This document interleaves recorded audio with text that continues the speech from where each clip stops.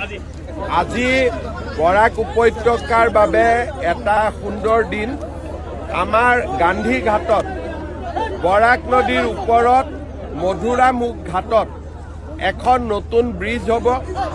80 কোটি টকা আমি খৰচ কৰিম আৰু উইদিন 2 years আমি ইয়াক কমপ্লিট কৰিম।